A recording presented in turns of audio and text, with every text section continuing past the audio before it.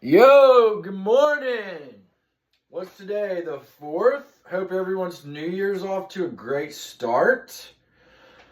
Okay, so I'm feeling the Q&A, so while we're doing this, I'm going to stick with it for a little bit longer till I run out of questions, then I'll pivot. Um, we talked in the past about YouTube's algorithm wants you to post every day. The more long-form long-form videos I do, the more I can break them down and post them every day. So I'm feeling pretty good about where I'm at as far as my YouTube channel, but I've been marketing it after I do my video. God, this shirt's tight, isn't it? Anyways, so I've been marketing it after I shoot my videos because I usually upload them every day at noon, and I just haven't been seeing the results I've been hoping for. But I feel like I've been I don't know, it's not gonna happen overnight, but I feel like I've been content's good. I just feel like it's hard because I have to do the thumbnails, the descriptions, I have to do everything. Then I have to fucking market it and do all this shit. So I guess for where I'm at, I'm doing all right. I'm almost to 4,000 minutes. Okay, so a couple topics we can talk about. The first, I guess, since we've been on the sales stuff lately, we'll go with appointment setting. And I prefer commercial sales so much over residential sales. They're both awesome, especially learning, residential sales is good, but I personally prefer commercial sales. Okay, so what I would always do in the past to set appointments, and I'll give examples for our residential and commercial. Okay, so commercial, I'd hit the phones, whether it be the gatekeeper or whoever it was. First, you need to identify who the decision maker is, in the purchasing process. Find out who the decision maker is, and what I would do is I would hit the phones. I'd be like, hey, this is Adam with such and such company. I was just going to see if it would be all right if I came by tomorrow around 2:30 just to drop off a business card and introduce myself. And then they'd be like, I'm like, yeah, it'll just take a second. I just want to stop by, introduce myself. Then once you get in the door and they're expecting you, and once you get in front of them, then you can spit game at them. Then you can start selling them a little bit. And they're like, oh yeah, we like this guy. And one thing about gives outside salespeople a advantage is the cold call. It's the surprise, and a lot of people don't like that. But when they're expecting you, and then you can start spitting a little game at them, that's awesome. And the same thing applies for residential as well, except you just have to say, I just want to stop by, introduce myself, drop off some marketing material, give you a little information about our company and what we do. It won't take more than 5 minutes. Just wanted to stop by, introduce myself. And I've had a lot of success in the past doing that. Next topic. Let's go with crypto versus cash for criminals. Okay. There's a lot of people have a misunderstanding in this matter. They think, oh, cryptocurrency, that's all for criminals. Negative. Cash is untrackable. It's untraceable. That's for criminals. And I've done extensive research in the matter. Almost all drug purchases and prostitution purchases is all done through Cash App. As far as crypto, every transaction is recorded on the blockchain. And it's actually helped law enforcement lock people up in the past. Like I said, double down, be proactive, habit one, crypto is the future.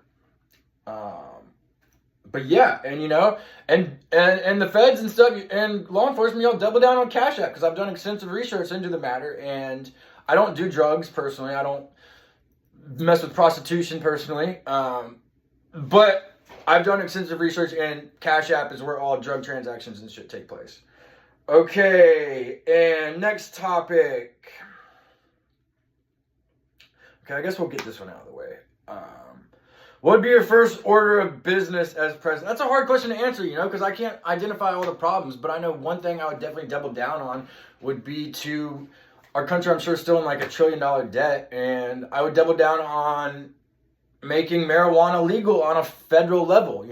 I'd work with the states that have already legalized it and I'd put a 30% tax on it, and make, create a new income for the federal government and make a shit ton of money. Because, that's what the government is. It's a business. Its primary duty is to protect its citizens. Well, before that, obviously, I'd go meet with Putin, and try to be like, open-ended questions like negotiation, like how can we end this war in Ukraine, But yeah, like I said, though, like that's not for me. Government doesn't pay enough.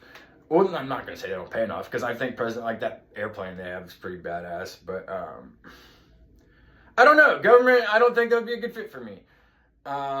Anyways, the next topic we will get into non-compete contracts. Okay, well, that differs from where you're at. Like where I'm at in Florida, they have they're supposed to stand for if you're in 50 miles or something like that.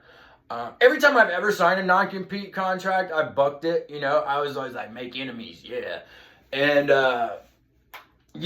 I've tried to recruit people to sell with me, and all of them are always like, oh, but I've signed a non-compete. Man, you're no talent, Silicon Valley, they basically, non-competes are non-existent. And moving forward in the future, if I hire someone that's top level, and I'm going to make them millions of dollars, I will have them sign a non-compete and say, and the best employers, they expect their best employees to leave, being completely honest.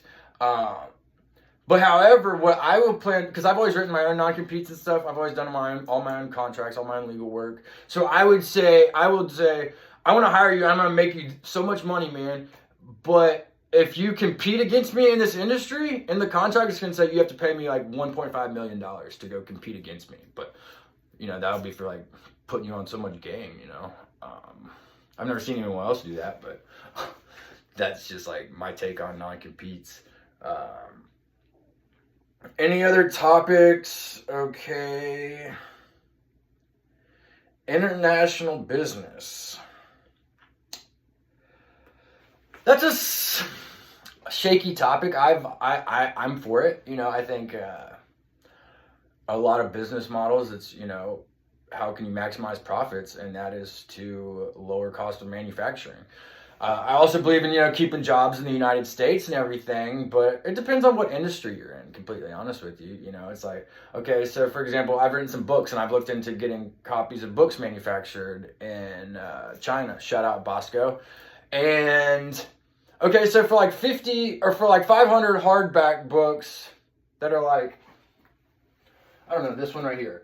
And, as far as size and, black and white only, I get 500 of them made over there for $2.14. So then if I get them shipped over here, I'd have to have them shipped into the Port of Mobile, and I could make a killing selling those books, as opposed to, hey, I'll just self-publish with Amazon.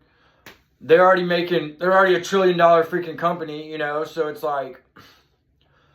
is it really worth keeping, so it depends on what industry you're in, man. I've also worked with Blue Sun Solar in the past. But the thing is, there's a lot of fly-by-night companies over there you got to watch out for, but there's fly-by-night companies here too, and that doesn't mean they're bad people working for the companies. It just means it's a startup that might fail pretty much. But do your research on the matter, because if you're just using Alibaba, that's not good enough. You got to research. There's this one website that I'm aware of. I heard about it on the Founder podcast, but it's called Import Yeti, where you can actually go in and find your competitors, manufacturers and stuff. So do your research no matter what industry you're in. Damn, 908. I'm not really crushing this one, but anyways, that's my take today. I will talk more about everything tomorrow. I'm gonna try to keep this long form up as long as I can. Starting to get a little winded, I guess you could say, but I'm keeping at it. So I appreciate you guys tuning in, and remember that you can be what you will to be.